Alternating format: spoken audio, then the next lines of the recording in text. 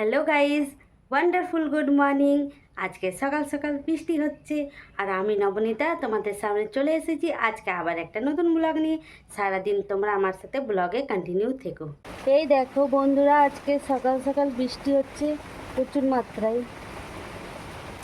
দেখছো কত বৃষ্টি হচ্ছে, আর সকাল সকালই বৃষ্টি নামিয়ে দিয়েছে।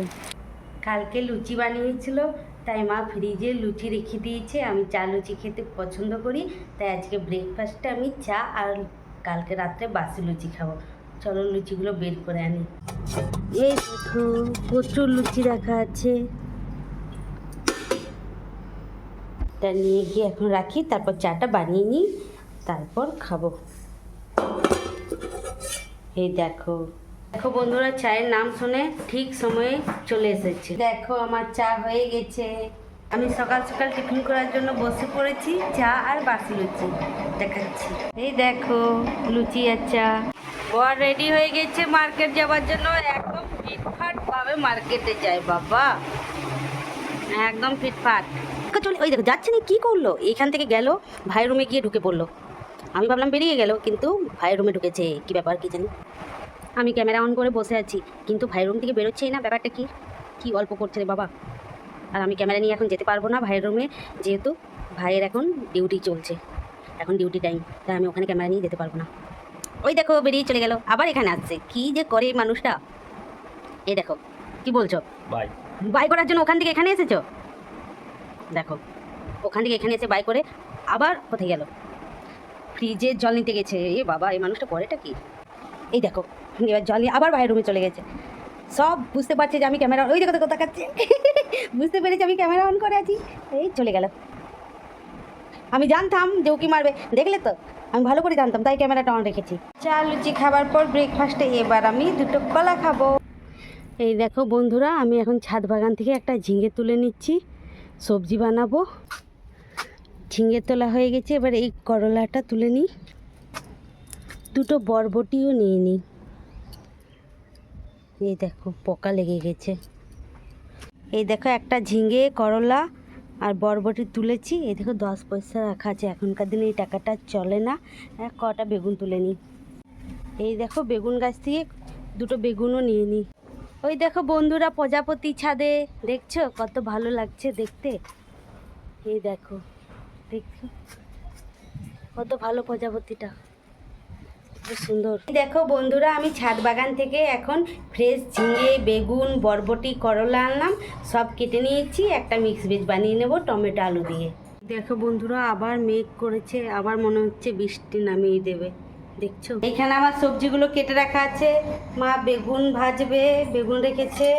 এখানে কালকের কচুর সবজি, আজকে আবার আলু সিদ্ধ করেছে। আর এখানে করলা ভাজা হবে, করলা কেটে রেখেছে। এখানে ভাত হচ্ছে, আর এখানে ডাল হয়ে গেছে।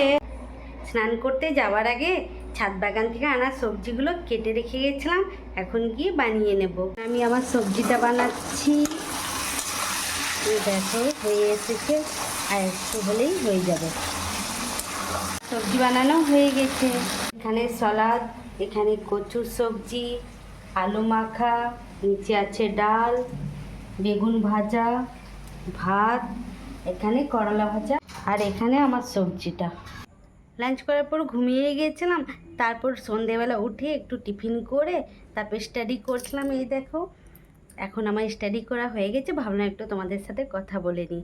আমার তো সামনে এক্সামটা হবেও কি না এখন বলতে পারছি না, কেন কি 2016-তে যে ডেট হয়েছে, আর 10 বছর হয়ে গেলে এখনও যে ডেট হয়নি।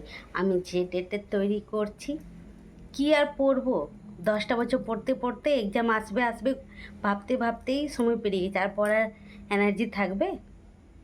এই অবস্থা আমাদের ঝাড়খণ্ডের। আমি 15-17 সেশনে ডিএলএড টিচার্স ট্রেনিং করেছি। আমার টিচার্স ট্রেনিং কমপ্লিট হওয়ার পর আজ পর্যন্ত কিন্তু ঝাড়খণ্ড টেট হয়নি। তাহলে কি অবস্থা বুঝে নাও। তাহলে আজ 2016-তে লাস্ট টাইম হয়েছে, আর 10টা বছর কি হলো লাইফটা, কত বাজে পজিশন আমাদের ঝাড়খণ্ডের, বুঝতে পারছো। এই যে বর মার্কেট থেকে চলে এসেছে, এখন লেখালেখি করছে। তোমরাই বলো, মা বাবারা যে এত কষ্ট করে ছেলে মেয়েদের পড়াশুনো করাই কিসের জন্য? আমাকেই পড়াশোনা করিয়েছে আমার বাপি। সায়েন্স নিয়ে আইএসসি করেছি, ইন্টার আমি সায়েন্স নিয়ে করেছি, হিন্দি অনার্সে গ্র্যাজুয়েশন করেছি, এমএ করেছি হিন্দি সাবজেক্টের উপরে। কিসের জন্য এত সার্টিফিকেট, এই ডিগ্রি বেকার? তাহলে জানি পড়াশুনো করলে মানুষ শিক্ষিত হয়, আচার আচরণ শিক্ষিত হয়, কিন্তু মা বাবারা তো একটা আশা নিয়ে ছেলে মেয়েদের পড়াশুনো করায়। ডিএলএড করার পর আমি আজ 10 বছর বসে আছি, ঝাড়খণ্ডে টেট নেই। এগুলো কি ঠিক? অন্যায় নেই আমাদের সাথে?